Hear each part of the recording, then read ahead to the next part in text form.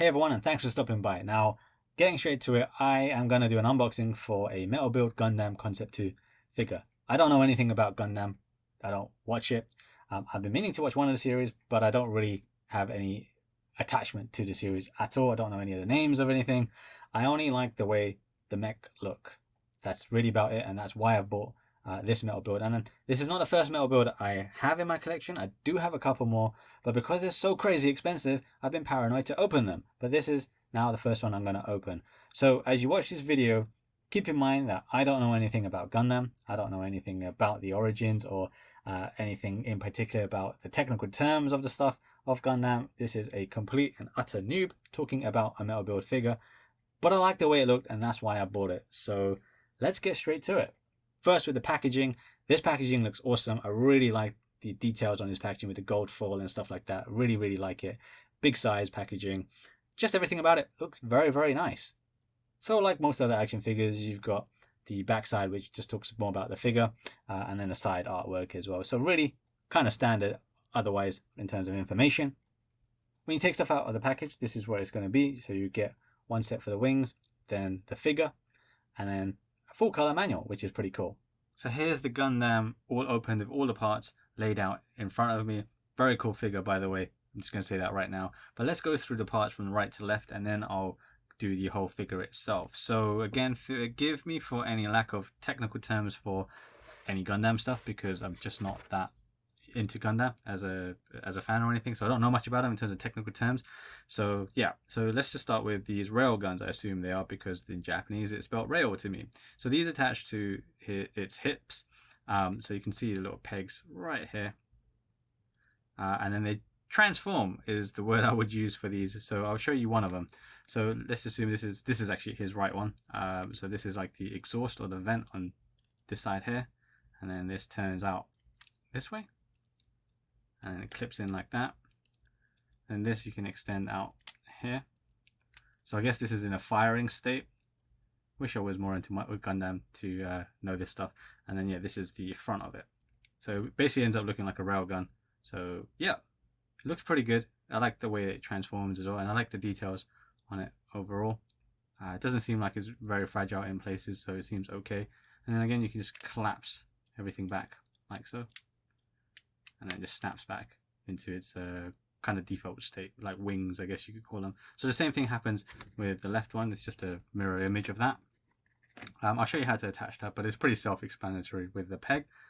You get a rifle as well. So this rifle looks pretty cool. Now again, I don't know anything about Gundam, so I'm not going to go too much detail about it, but you can see some writing here, some decal design. So clearly they paid a lot of attention to detail with this figure, especially given that it's quite an expensive figure. So I like all the paint job on it, like the metal kind of finish they've done in certain areas look pretty cool. So this here can raise up like that, or the other way. And then you can clip this to the backside of the actual Gundam as well. So that's by lifting up this flap here, and then this just kind of sits into its backside. It can get in the way and ends up hindering some of its movement, but I think that's kind of expected with that. But it still looks pretty cool once you've got it attached. Then we move on to its shield. Now, I don't know the technical name for this shield, but hey, it looks pretty awesome. So I get like a lot of this stuff is really well made. It's got a lot of attention to detail. The paints look great on them. Just really nice finish overall with this stuff. And now again, it's an expensive figure, so I shouldn't really be surprised. But I just like that. I really like how cool everything really looks. So this shield doesn't really do a whole lot. It attaches to either of its arms on the elbow side via this little bit here, and then you can kind of move it and articulate it in certain ways using this joint here. And then using one of the fists or the grabbing hands, you can plug this in as well. So yeah, it will actually act properly like a shield in default state, as in if it was not active as a shield, you can just kind of raise that up and then just clip it into its arm and just kind of let it rest on its elbow. Overall though, I really like this shield. It looks really cool. Then we'll go on to this side very quickly, and then we'll go back to the hands. So you get two option parts, option A and option B. This is basically just to use the stand. So one of them, A, goes onto the underside of the Gundam, and then this one goes onto the back side. I'll show you which ports they should go into. It's pretty self-explanatory. And then this goes into the actual base stand itself. So really easy stuff. It seems to be pretty good, pretty useful for giving both options. Then moving on to the hands. So you've got the two fists already attached to the Gundam. And then we get this pair here, like so, which is just an open palm or relaxed palms. Like so. Cool details on the hold or throughout the hand. My only gripe with the hands is I wish they gave a set that had articulated fingers. I don't think that would have been difficult to provide. So instead they've just given you sculpted, pre-sculpted hands in certain positions already. They're not like super hard plastic. They're kind of malleable, if you like. A little bit soft. And then next pair of hands is this is to grab his saber or anything else that you want it to grab. And then we get the open palm hands, like so.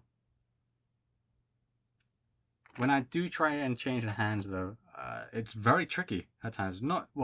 It's quite stiff. It's very tough to do, but that might not be a bad thing because again, it's an expensive figure, so you don't want joints loosening up, you know, so quickly like other figure manufacturers do. So this one is to grab the staff again, and I think it is actually. Let me check this one again. You had one to grab the staff and one to kind of slightly different versions of the hand. Pretty much do the same thing, you could say. And then the last pair of hand is for the rifle. Just got to feed the rifle in. It can be a little bit annoying. I tend not to like these type of hands so much, which is also why I would prefer the articulated hand. But it's good to have regardless. So that covers the hands. Then we come back to the left side. So we'll go with the saber first. So you get one that's pre-made dual saber like so, and then you just have to attach the effect part to the end of it like this, and the other side like that, and then you get the dual saber, and then they actually give you the half saber as well like this, which fortunately does connect, so you don't actually have to use this version if you didn't want to. You can just stick to using this one if you want to use the dual saber. These actually do plug into the rail, the hip rails. So if you take those off, so you can see the little ridges right there, and that basically needs to be lined up to here, this way around, and then you just plug it in. I think I got it the right way around in terms of the black part. I need to double check that. So if this was his right one, then it should be this way around actually. So again, line it up like that, and then there we go, it clips in, and then do the same thing for the left rail as well. So that will be if he's in a resting, unused state. So then we finally get to the wings. Wings I want to show you in more detail in, well, near towards the end. But I might as well show them while they're off as well. So the wings are pretty damn awesome. I really like the wing stuff, and that's a lot of the appeal for me with the Gundam stuff is not that they're just mech. That's very cool on its own. Once you have the wing attachments, those look really cool. I know there's like additional optional parts that you buy separately with wings, but weirdly they cost so much money. I don't really understand why, but they're cool, I guess. So here are the wings that this figure comes with. Really like the paint job on this, so with the kind of metallic blue and then the black and some silver trims going on. Really cool stuff. So actually I call them wings, but it's officially called a backpack. Pretty much like a Transformers sort of thing with the backpack description. So you can see the clip here. That clips onto the back of the Gundam, and I'll show you that shortly. But let's keep covering the wings. So I'll show you this right now actually. So the wings do come up and articulate in various different ways. So I'll show you just one side, but the other side will be the same. So each wing can be articulated to a certain point on its own, and then you can bring it out like this. So if it's flying off, and then bring it back, and then this whole thing kind of goes up and down. So this bit here is the plasma rifle, plasma gun. So this lifts up. It acts as a wing in this state, but then if you lift it up, black part is up this way, same with the other side, it'll be reflected, and then you can turn this around. So this is the back side of the backpack, and what you do is it turns into the actual rifle itself. So rather than being a wing, you can turn into a rifle, which I always get confused, so I'm going to turn it around. So this is front facing right now.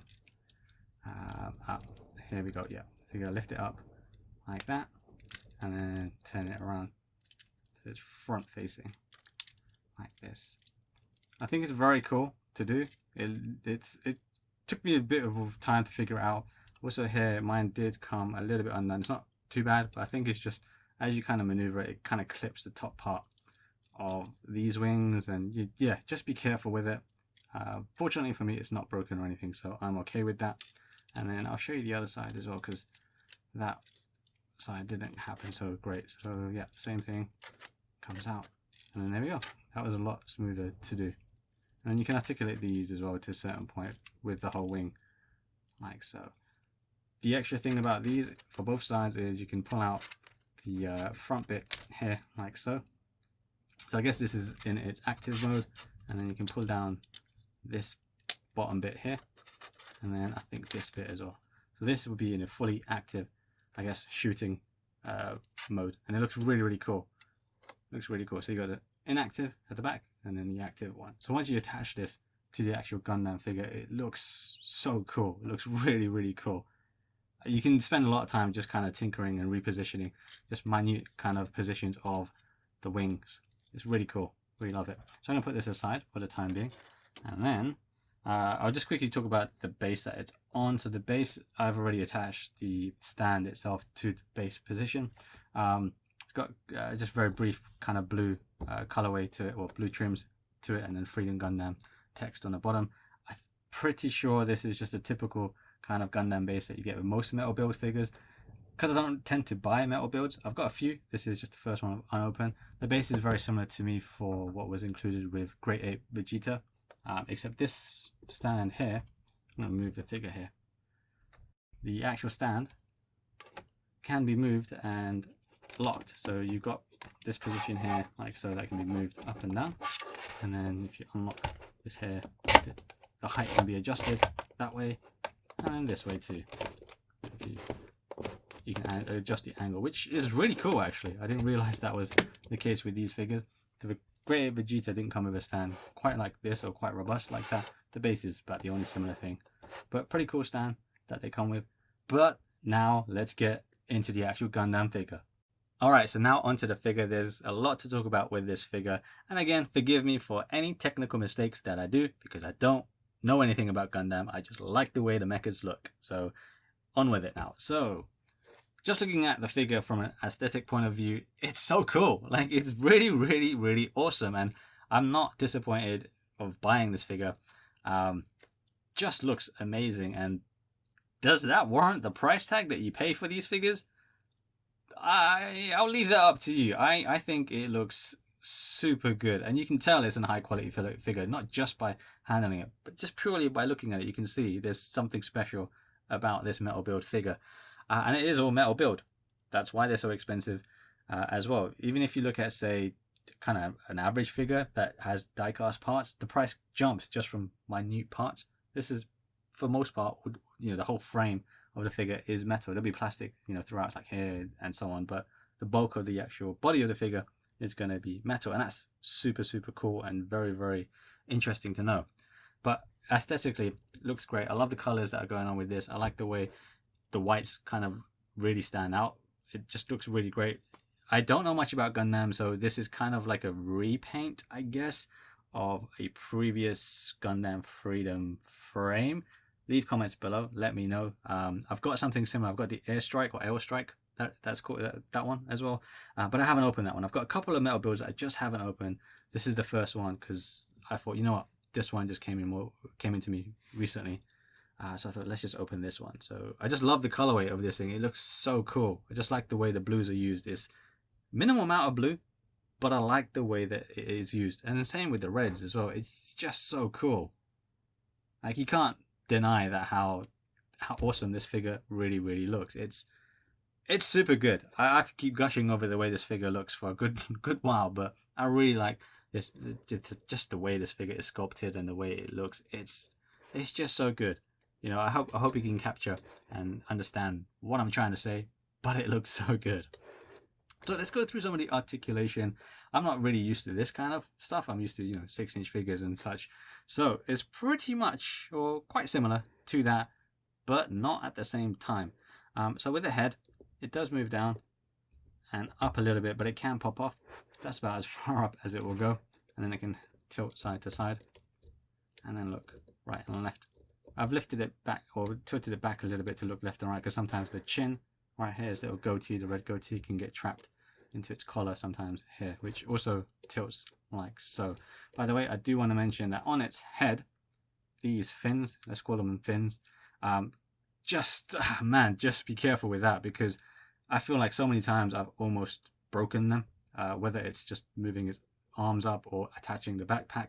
I just really don't trust them. So I wish they would have provided a second head just as an alternate, or had these as attachments or something. So what I do sometimes, and what I might do later, is I'll just pop the head off. Comes off relatively easily, just so I don't damage it. And then I'll tinker with the rest of the figure as well. But yeah, the head moves like that. The arms then, so with the shoulder pads, they move this way out, like so.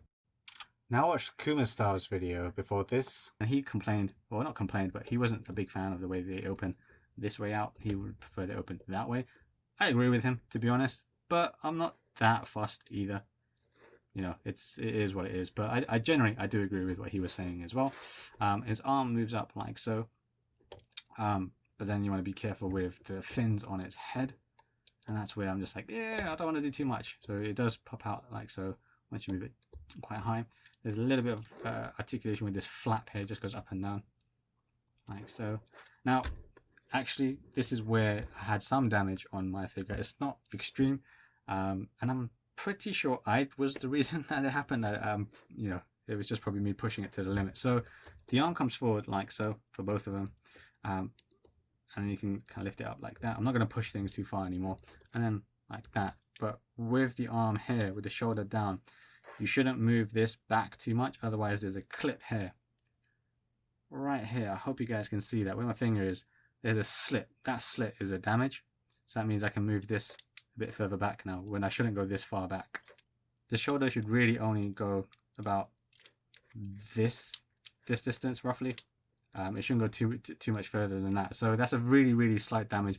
I'm pretty sure that was my fault, so I try not to do or push any of the joints too far anymore. So it's mostly just a forward movement and then very minimal back, like so. I'm just not going to risk it. There's a little bit of a twist at this point here, but not that much. So yeah, it's really not a big deal there. And then really there is a twist, and I think that's maybe how I damaged the other arm, is when you bring the arms forward like that. That's probably where, when I was moving it back, it just went too far. And then we go onto the elbow, like so. So because I don't want to push the joints too much, I'm going to have to do it at limited angles, I suppose. So the elbow bends like so, and it looks really cool. Some people might think that's a bit too much of a bulge, but I'm okay with that. And then bring that back down. Stiff joints, but in a positive way. They're all metal joints, so they're better to be stiff than loosening up, in my opinion. Then we get to the torso. So torso can lean forward like that, and then lean back. Happens with the bit with the blue bit here, and then he can lean and then twist like that. Again, I don't want to try to push everything too far. He doesn't really have, or doesn't have upper twist or anything like that. It's all about the waist there. The skirt bits do lift up and to the side, so lift it to the side there, and they can lift up. So this allows his leg to move forward, up like that. Good distance. Doesn't move backwards though. It traps there, and then sideways this far. And then he's got a twist up on the thigh, and then with the knee you bend all the way here like so. When you do bend the knee, the thrusters, I guess they're called, at the back of the calf, they collapse in when you do it. Otherwise just pull them back out like so. And then you can see the knee, I guess, also kind of stretches in that sense too. And then we move down to the ankle. This bit kind of confused me because of this little bracket, let's call it. So that kind of moves up like so. It's connected at the heel here. And then you can kind of move the foot, the front portion of the foot. Back one moves a bit too. And bend the toe. And the same with the left side as well. You got the back part of the skirt that lifts up like that. It's kind of a JoJo pose going on. And then, yeah, I mentioned the front part of that. A little bit on the back happens there. It's all connected like so.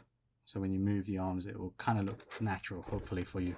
That pretty much covers the articulation for this Gundam. Now, some of it is going to get hindered once you start attaching some of the optional parts. So when you attach, say, the rifle, which I mentioned does attach, plugs in here. I'll show you that, actually. Why not? Let's add that in. So where's the peg? It's right here. And all you got to do is plug it into its arse. If I can find it. There we go. And that's it. I'm going to take that off though so it doesn't get in the way. And then I attach the, what was it called again? Forgot the name of it. The rail hips. Let's call them rail hips. So we got this one here, which I already attached its beam saber. So this was its right one. So you attach that here, which does articulate. It's easier to show you once you attach it. So you just plug it in like so. And then it moves up, down, forward, and back.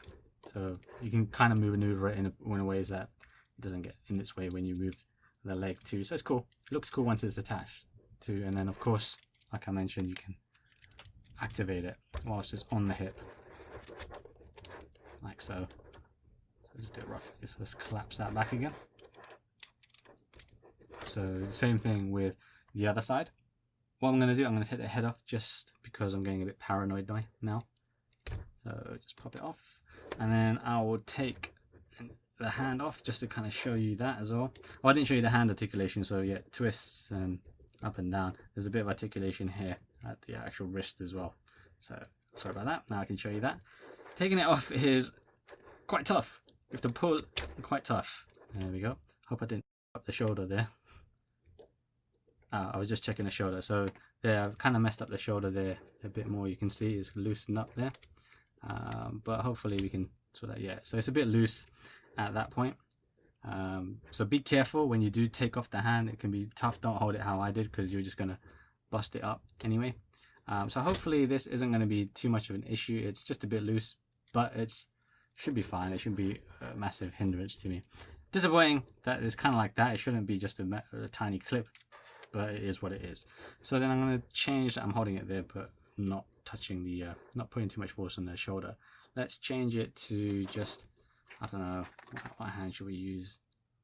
I guess this one, where it's kind of holding something or supposed to. Just put it in. Like so. It's tough, like I said. You might want to warm them up a bit. So with a little bit of force, you'll get it in. Actually quite a lot of force, to be quite honest. Then what I'll do, I'll use the saber and just add that in. Well, not, it's not the real hand to use it, I don't think it is. But whatever. There we go. So you just add that in, add the effect part, and then yeah, you've got the hand to use the beam saber. Then let's move on to the wings. What you got to do is you just plug it in to the back, as I mentioned. So it's right here, this port where my finger is there, in the black part at the upper back.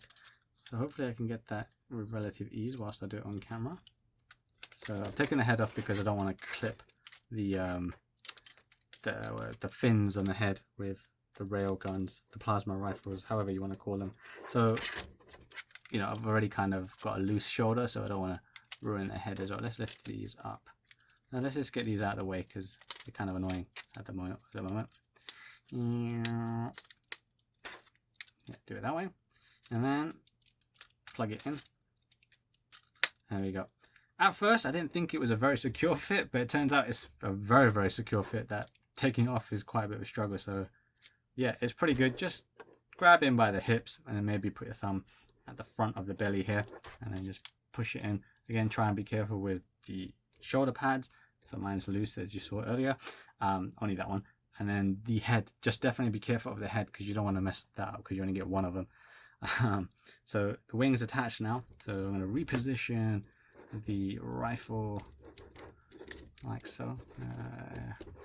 So the tips of the blue wings can sometimes get in the way a bit. So if you can try and move those out the way.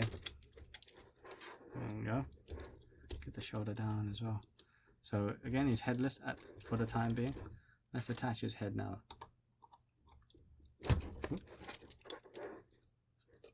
Grab him there. Be careful of the sharp parts as well on the wings. They might dig into your fingers and cause you to bleed. So yeah, the sharp parts obviously here. So then, like I said, you can articulate the wings.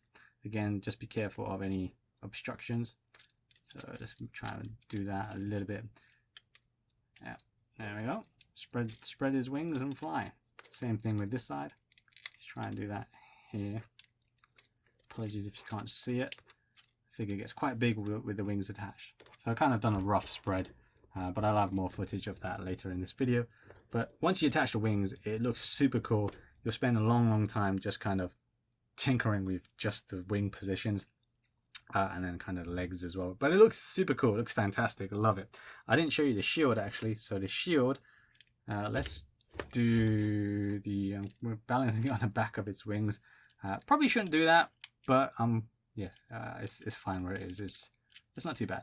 So just grab his arm, one of them, whichever one you want to do. And then just got to plug it in. Sometimes it's a bit weird just from the angle. So I think I got it. So the thing is, this one doesn't clip in as snugly as the wings do. The wings take a bit of force to actually take apart, whereas this can sometimes just pop off. So then you can move the handle of the shield here. I've left that hand just as a fist, but you can get the idea that you just line it up and then plug it in. And then, of course, it will look like he's actually using the shield, so it just pops off a bit too easily. Hopefully yours doesn't pop off that easily, but it's not a huge deal, but it can happen. So there we go. Pop it back on. So yeah, the shield is like so, and the shield matches the color scheme of the plasma rifles on his shoulders as well. So I'm going to stand him up a bit. By the way, balance wise, he's pretty good. I was not sure what to expect with that, but I guess they're experts that were doing this sort of stuff, so they kind of count for that. And then you've got the stand as well to get some really cool flight poses. So to mention the socket as well to use the display stand, so you've got two positions. Option B is at the back and option A is at the underside of the crotch here. I'm going to go with option B here, which is the bigger piece.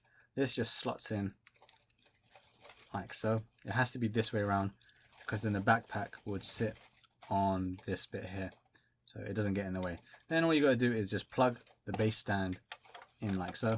I mentioned earlier on as well that you can lock it, so I've not locked it here, so it would drip down. So just lock it by pushing the lever, which is like that, and then it locks into position. You can do similar thing for the angle and the height position too. So I didn't show you the rifle actually, so as in with the hand, so it's just with the trigger finger, if I can find it now, right here. So the trigger hand, and then you just kind of got to feed it in. So I feed it in this way around with the thumb first at the thinnest part, and then I just hope for the best. It's not the hardest of plastic, but I don't like these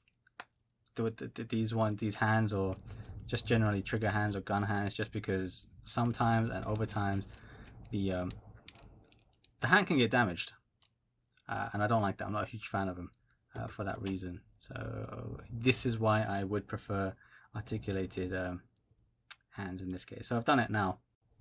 So that covers the rifle with the hand, and I think that pretty much covers all the main optional parts. The rest are kind of the mirror image side of things, like the shield again on the other arm, or the plasma beam saber thing on the other hand. But otherwise, it's pretty much covered. So he comes with a fair decent amount of parts. Now I do understand that a lot of Gundam Metal Build figures do come with separate extra parts.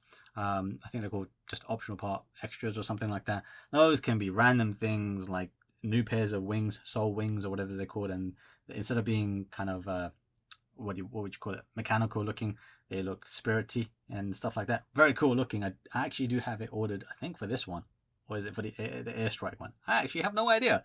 And then you get different rifles that you can buy and other kind of like weapon add-ons and stuff like that. They're very cool, but they're expensive just on their own.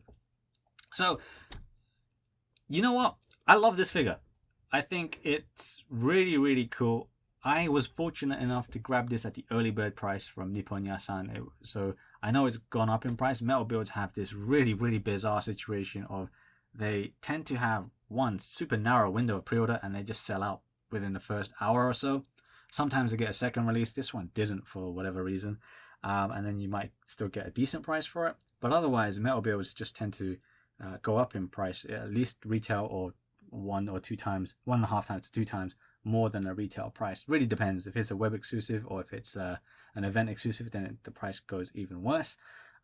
So these aren't the easiest figures to get. I've just been super lucky to get a couple of Metal Builds now total. So this is the first one again that I've opened. I've never opened a Metal Build that I've owned so far. So just to kind of recap of what I've got, because I haven't mentioned it, I've got this Metal Build, I've got the Airstrike one, I've got the limited edition version of that one, I've got the Metal Build Evo 1 and 2, and I think I got the skull bone, crossbones or whatever it is for Metal Build as well. So there's a few Metal Builds I've got, but I've just been very apprehensive and paranoid to open them because of damage. So obviously this was my fault. I really was trying to be super careful with this, but it's just one of those things that, you know, you just live and learn. Fortunately, this shoulder issue isn't a huge damage for me. You know, it's a bit loose, but it's nothing detrimental, and no one's going to know unless I tell them, right? You weren't going to know either. I really do like this figure. I'm glad I got it. It's very cool. I would be very cautious to let anyone damn well touch it. I tell you that much. I would display it, but anyone to touch it, I would have to be there and looking at them like a hawk, because this thing is, it's beautiful, guys. It's so beautiful. The thing is, I didn't want to get Metal Builds because I didn't want to go down a slippery slope. But here I am with a few Metal Builds now. So yeah, you know, things don't work out as you hope sometimes. But overall, I'm in love with this figure. I really like it. I don't want to rub it in anyone's face that wanted this figure but wasn't able to get it. I hope you are able to get it in some way, somehow. Maybe they do a reissue next year or something. But I love this figure. I love the way it's turned out. It poses great. It displays absolutely amazingly. It's a showpiece. I love it. I love it. I'm very much looking forward to opening other Metal Build figures in my collection soon. Maybe not right now because these things take a lot of my time because I just get hooked into just tinkering around with it. But I love it. I really love it. And I'm you know, I don't regret at the same time not buying Metal Builds or opening them sooner, just because like I said, slippery slope and all that. But I love this figure a lot. Really love it. Now, I want to leave this video, but before that, I appreciate you guys sticking around to watch this video of an absolute Gundam newbie talk about Gundam Metal Builds. I'm glad I've done this. I'm glad I took the opportunity to do it because I've enjoyed my time with this thoroughly, very much, and I can't wait to get other stuff. I want to do the Airstrike one as well because I've got one of the optional parts with that. I think it was a rifle or the sword that it comes with, and then maybe crossbone because that looks really cool as well. So really enjoyed my time with this. I think I would buy more Metal Builds. Real talk, I will buy more Metal Builds, subject to me liking them. I'm only going to buy them if I think they look cool. I don't really care about the value or, you know, because I have no attachment with them other than they look cool, and that's why I bought this one, because it looked cool. But you have to be very quick on your fingers to buy them. But again, thank you very much for sticking through this very long video on me rambling about something I don't really know about, but enjoying it at the same time. And I'll see you in the next video, whatever it is that may be. Stay safe out there. Goodbye now.